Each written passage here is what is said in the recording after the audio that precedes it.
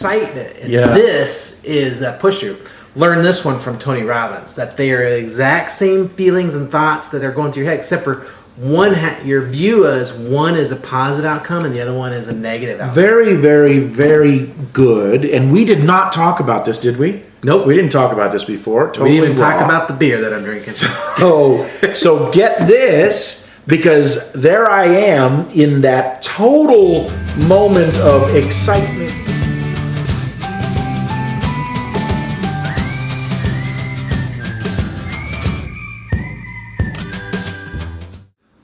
Well, good day to you, Steve. Good day, Steve. How the heck are you this fine, sunny Colorado day? I'm doing fantastic. That's great, and I hope all of you folks are doing fantastic as well. Welcome to the Steve and Steve Show, where you get some new insight every time we talk. Yeah. You know how we always say this is raw? Yeah. We probably should turn the light on. Oh, shoot. Which switch is This is raw, but let me get that light right here. There. Does that look a little better, folks? Yeah, looks like we're actually in our studio here with the lights on. We have 100 lights all around here and everything. We just forgot that one, right? That's right. Well, I bought you a beer today because it's nice and hot out there. Is this like the devil on this? Well, no, it's called Obsidian Stout. So it's those are wolves. Deschutes Brewery, and those are wolves. It looks like evil eyes. Well, that's good because the topic for today, Mr. Walsh. This is not quite as thick, but it's leaning towards motor oil. Yeah? Well, let me just say, be not afraid. Be not afraid. Be not afraid. Yeah, you don't want to be afraid of this. Cheers. Cheers. That is our topic today. Not cheers, but fear. And on my glass I have a subliminal message. Call to arms. Call to arms. Be not afraid. So, I will admit I picked this one today. Okay. Let's man. That really is motor oil. So quite the interesting taste. I'm not sure I could get through this one today. Well, you better. This is a Obsidian Stout is quite a solid. Yeah, we'll get through this and you'll be dancing on Be Not Afraid. All right. So let's talk about having people subscribe to our channel. Right. So on the bottom, if you're new to our channel, thank you for finding us and watching us. This is Steve and I'm Steve. This is the Steve and Steve Show. Do us a favor, hit subscribe so you can get notified or hit the notification. But when we publish a new video, we want you to be able to be the first ones to get that and to be able to watch it as well. And of course, when you watch it, make sure you tell everybody else about it. That's right. We continue to grow at what would you say, a snail's pace? No. I think, I don't know we're at the turtle pace yet. Well, you know what? I've always liked the turtle and the hare story, and if we're the turtle, we'll get there, right? The book we just are finishing right now is basically the law of compound effect. Yep. And that's what's going to happen. And it's not, when they talk about compound effect, you normally associate that with interest rates, and this book is not specifically talking about interest rates. It's more about the compound effect and how you do certain habits or things, and the over and over thing has that effect. One video at a time, and all of a sudden... That's right. The consistency and persistence. So thanks again for joining us. We really hope you enjoy the video a lot more than I'm going to enjoy this beer. Well, one day we're actually going to get you with us drinking beers. That's right. Or things. Maybe I like it, but do you? I'm a stout guy, so. All right. So what's the topic? What was the topic? Fear, and frankly, be not afraid. So be not afraid. Let me just kind of I'd actually like to hear you. No, I'm going to introduce. All right. Okay. He's going to introduce. Of course, be not afraid is something that is biblical. It's in the New Testament very often. and it's actually in the Old Testament as well, but Jesus often said, don't be afraid, don't fear, do not fear, be not afraid. Yeah. And it really kind of hit home with me. One of the Catholic popes, St. John Paul II, who was from Poland, that was his motto for his pontificate. It was, be not afraid. And I remember he frankly was, don't be afraid, seriously, you're going to like it. It'll get better and better as you drink it. He actually, for his 25 years, he had that. And this man went through, oh my Lord, really bad stuff. I mean, he grew up in Poland and basically came of age right at World War II. But before that, his mother had died. Mm-hmm. And then his father died. Mm-hmm. And then his brother died, or that might have been, I'm sorry, his brother died, and he was basically, his whole family died, and then he had World War II, where he worked in salt mines, and then after World War II ended, where he had to actually become a priest, hidden away, when the war ended and came out, of course, the Soviets had overcome all of Poland. Poland was behind the Iron Curtain. Right. And so then he lived behind that Iron Curtain the whole time, and everything that was a threat there. And he was, an assassination attempt. His life ended in polio, and all the way to the end, that motto of be not afraid was there. I'm reading a book right now called He Leadeth Me, and it's about actually another Polish priest that came of age right at the invasion. Oh, he's not a Polish priest, I'm sorry, he's from the United States, but he went to, trying to go to Russia because there was a call for Russian-speaking priests during the 30s and 40s and World War II. Right. Well, he gets into Poland right when the war comes about, goes through the war, and right after the war ends, the Red Army comes in, just like it was for Pope John Paul II, and he was actually taken off because he was a Vatican spy, according to the Communist Party. He wasn't, but many people were taken away to gulags and Siberian, hard labor camps. He was put in there for 15 years. Many of the people that he was with, died, but he consistently talked about overcoming fear because of his, faith in Christ. So there's been plenty of people, plenty of martyrs, plenty of people who go towards that, be not afraid thing, and they go to God for it. I wanted to recount something really quickly that happened to me actually today that I think... And this is the spark from the topic. This is probably the spark from the topic. So you and I went through this spiritual exercise called Exodus 90, right? Mm-hmm. And without going into the whole thing, it's 90 days of a lot of things that we give up or give away. For example, one of them is every day during that 90 days, we give up hot water and take cold showers for the 90 days. It's not necessarily every day that you take a cold shower, but you never take a warm shower in those 90 days, right? Right.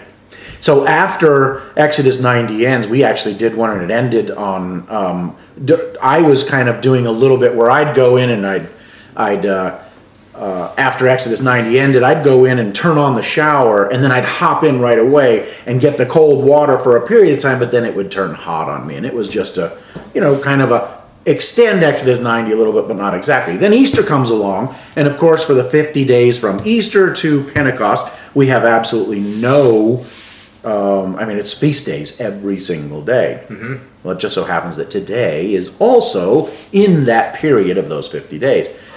But I wanted to take a shower, and I was thinking about it, and I said, I'd kind of like to take a bit of a cold shower. Could I do that? And I said, could I do that, Lord? And I heard very clearly in my voice, in my head, well, you certainly can, but you already turned on the shower, and so, that water is probably going to be warm by the time you get in. And I'm, disrobing and getting ready, and I said, oh, okay, well, next time. I opened the shower door, and the water was freezing cold. And I'm telling you, this must have been a minute or two that Did it your was hot there. water heater go out? Well, hold on. Take another sip of the beer. I don't know if I want to. And I go, okay, here's the reason I'm doing this. And I jump in, and that water was ice water. And I'm going, like you said, well, maybe the thing is broken or something and it's just not working. And I went to reach to turn it a little bit to the warmer side, and all of a sudden the warm water, without me doing it, starts to come in. And I realized in that moment that there was some divine intervention, that I got my cold shower in spite of the fact that it really Right? shouldn't have been a cold shower. So why do I say that with be not afraid? Yeah. Well, because in my case, the idea of being afraid of something is this idea that I must have control of what's about to happen or what is happening around me, all my circumstances. And yet, in our faith, we say, we don't have control. Look at that priest. He was living in Poland in an incredibly beautiful time. 2 years he's the priest there, and out of the blue, and this is a tiny little town in Poland, Yeah. he goes into a change in his life that was 15 years of hard labor and another 10 years in Russia of absolute lockdown, basically. And so in the midst of everything that we're doing right now, where the world is kind of changing around us in a lot of ways, I think that this idea of be not afraid, that we can't control everything that is around us. And we need to have some sort of a supernatural kind of assurance. So that's the supernatural and religious side of this. What I wanted to throw to you, because it's bitter like this beer, how do you get that be not afraid in a secular sense? Meaning, let's just say, how do we do that in a positive mindset? How can you be not afraid? There may be somebody out there that says, you're Looney Tunes, guys, when you talk about God. I hope not, but maybe there are. We got lots of, what do we have? 100,000 viewers, maybe 600,000, 1 million, something? Maybe not. 1 million viewers? Something like that? Or Yeah, I think we're up there? we're up there plus or minus 1 million. So tell us. Well, let's look at like some of the stuff Fear. that we're doing, right? Okay. So we've got this YouTube video, the YouTube channel going, and when we started, we were thinking that we would interview people, Yes. right? And we've asked a few people, and what we found is that those people don't want to be on camera. No, or maybe they don't want to drink the. No, I'm No, pretty they sure don't wanna it's be they on don't want to be on camera. Because if you think about, we did ask a priest. That's a good point. And a priest will preach in front of thousands of people, right? That's a good point. But he didn't want to be on camera. Hope he's watching. Father J. We won't say anything We won't else. say names. So the way, I mean, you kind of talked about it. Definitely, the Bible has that phrase, "Be not afraid," and I think it's the phrase. It is, and It fear has- not. Lots Maybe of it's times. fear not, but there's a phrase. There's a specific phrase, combination of words that is listed, and it's either fear not or be not afraid. It's both. But go ahead. Both, but it's 365 times in the Bible. Ah, I see what you're saying. Yeah. Right. So it's a Yeah. specific phrase that comes out Right. to that. But it does state that, and I think when you look at it and as you feel fear, because fear is kind of a feeling, Absolutely. Right? Then know the awareness of that fear, but do it anyways. Right? So when you're in your comfort zone, you're not going to have fear. But magic happens beyond the zone, I totally agree with you. right? And so one of the mantras that we can go by, especially if you're if you do believe in the higher power, which we do, is if you go beyond that comfort zone, not so much magic, but to expect miracles. Yeah. Yeah. And frankly, if you're even if you're not a believer, expect miracles, right? Get out of that comfort zone, because in that comfort zone is where nothing really happens except kind of a comfortable, Right. place. What about another word I heard, and I got this one from Napoleon Hill in his Think and Grow Rich book, is to become an inverse paranoid. Interesting. Become an inverse paranoid. Yeah. So the quintessential opposite of paranoid, you're a willful trust of sorts. Yeah, so if you're paranoid, right, you're paranoid that people are after you, right? Ah, I got So if you. you're inverse paranoid, You think people are always have your best interest at heart, that's right. right? People are there to help you along. And regardless of whether or not they do, which there's certainly somebody out there that doesn't, right? That has a Right. massive envy and wants to do something. There's going to be you're kind of like our, back to the idea of laws of attraction. You're going to place out, and people are going to be coming into your life. Yeah.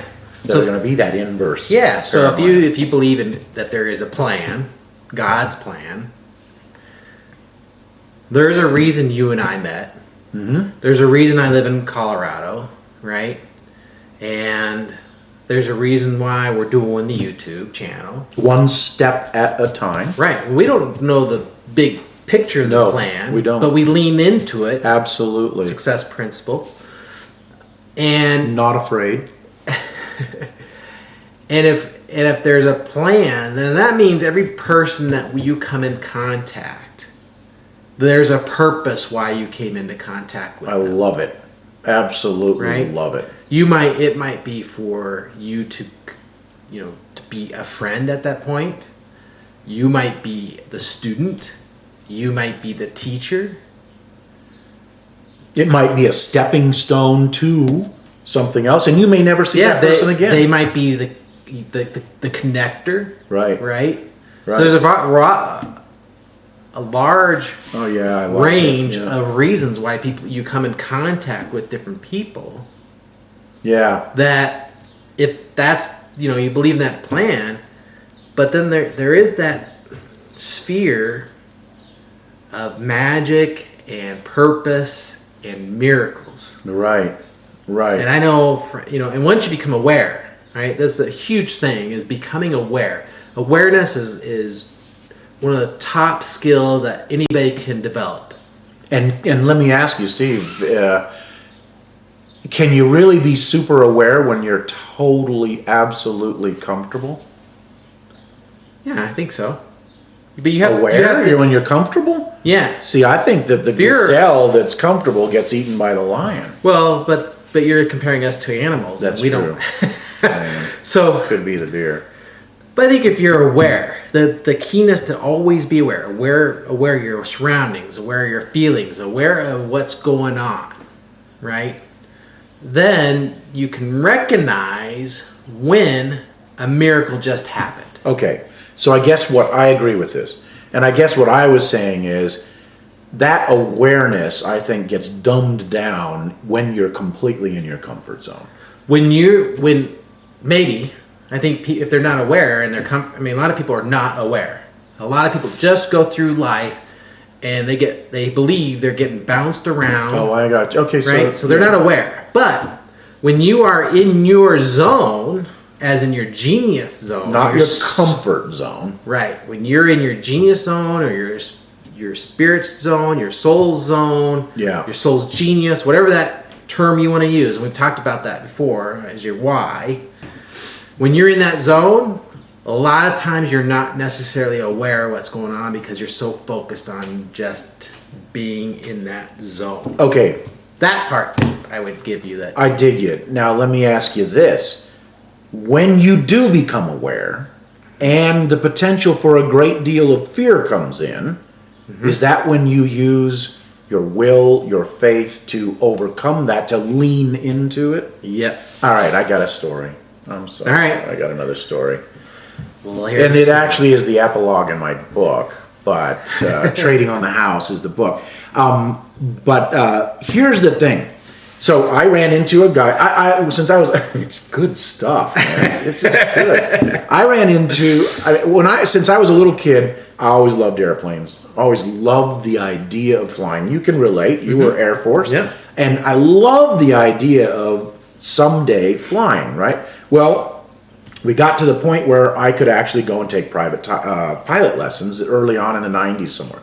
And so I went out and took them. I met this instructor who was probably, I don't know, 10 years younger than me, but this guy had a lot of hours in flying. He was an instructor. And he starts to, I start to go there over periods of weeks and all, and I'm flying and doing all kinds of really cool stuff. And one day he said, just out of the blue, well, I think you're ready to take it up by yourself. I mean, now this caught me out of left field because I figured I needed to have who knows how many hours and all that. And he said, you know what? I think you're ready to take it up on your own. And I said, what? And he goes, unless you don't feel like you can. And that moment was a crossroads. Yeah. I could have said, yeah, no, I can't do this. Or, yeah, I can do this. Well, I decided in that moment to lean into it. Like we're leaning in on these YouTubes. Absolutely. And I said, I'm going to go ahead and take this up. So I did. I taxied, flew up, came around, did a touch and go. And I'm going like, this is incredible. It was like euphoric. Yeah. I was. I come back up on the next go around. And I was kind of in this euphoria, strange kind of comfort zone, really. I was not so aware in that moment because I was like, this is incredible what I'm doing. Right. All of a sudden, awareness came over me because I saw an airplane over there, a helicopter over there, another airplane up here. And I got to tell you, in that moment, it was like, I started shaking like a leaf. I was like, I am terrified. So, absolute fear. That's an awesome story.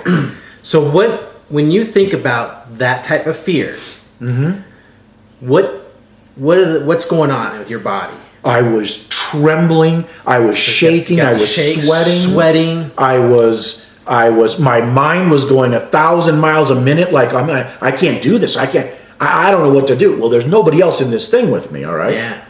And so when you think about it being excited, what's your body doing?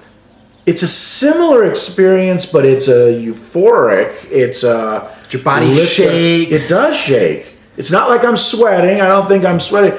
The difference is the excitement as opposed to the terror.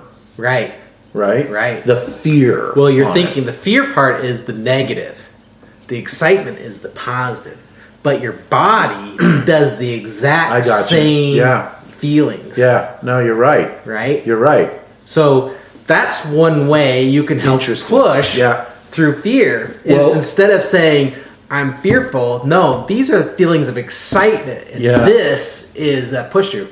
Learn this one from Tony Robbins, that they are the exact same feelings and thoughts that are going through your head, except for your view is one is a positive outcome and the other one is a negative outcome. Very, very, very good. And we did not talk about this, did we? Nope. We didn't talk about this before. Totally we didn't even raw. talk about the beer that I'm drinking. So get this, because there I am in that total moment of excitement with fear, beyond fear, and it's another crossroads. I can either, and in this case, I said it, I can hear it clearly in my head. I said, Steve, you better get your together or you're going to die. That was what I needed to do to get me back onto turning and doing what I needed to do. And I did. I actually came down and I landed and I stopped the airplane and I was still completely trembling. Now, the next thing that I did, Steve, and I want you to analyze this because I'm still trembling, right? And at that moment, I said, okay, I did it. I succeeded. I think I'll just take the airplane back and park. Another little voice in my head said, and I want you to help me with this, said, if you go and park this airplane right now, you will never fly again. And so I didn't. And I took it back up around one more time, and then I landed, and then I went and parked.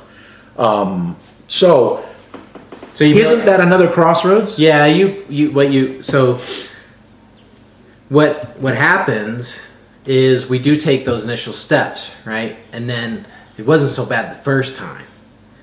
But then that second time, you still face those same fears. Those thoughts still come to your mind.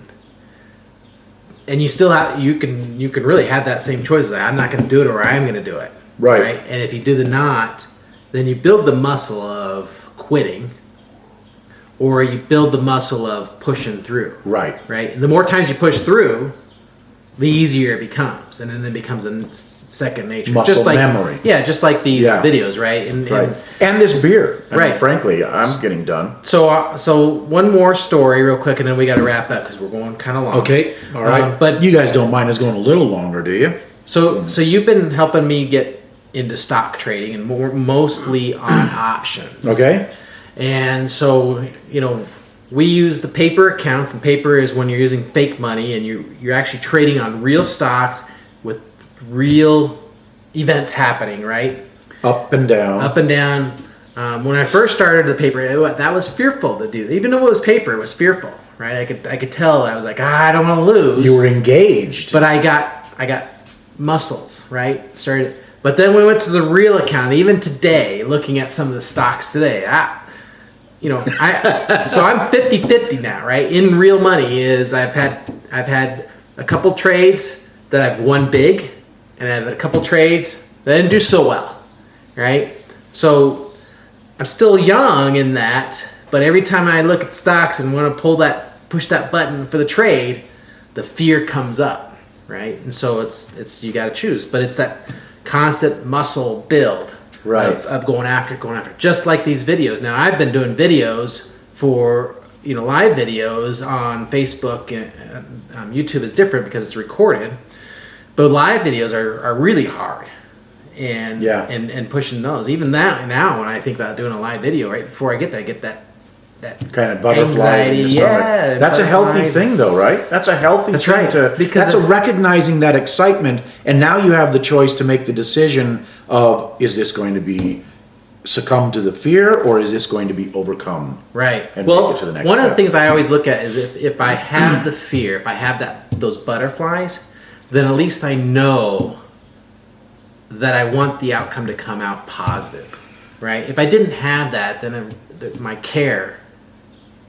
I don't really get that. I don't care. Whatever happens, happens. Right. Then the quality isn't there. Dear Lord, that word, whatever, is the worst word you can put in your vocabulary. Whatever. It'll keep you on the couch. What is that? Is that like just and only? Just and only, whatever. Those are couch words. All right, Don't Steve. be a couch potato. Take us out of this. All right, well, cheers. I think we ought to shoot this thing, I think you need to get... Don't you think he needs to get rid of his fear and chug the rest of that? That's a shoot. This is a chug. Okay, I think he needs to chug the rest of that. So here we go. He's going to get out of his fear zone. Thanks for watching. Thank you. Don't forget to subscribe, share, and if you think this was a great topic or not, let us provide know. a comments. We certainly have been getting more comments, and I certainly appreciate that. Yeah. Shout out to my brother for doing comments last week. Nice. Good job, Dan. Fantastic. Talk to you later. Cheers. Cheers. That was not a chug. Oh, I forgot. That was not a chug.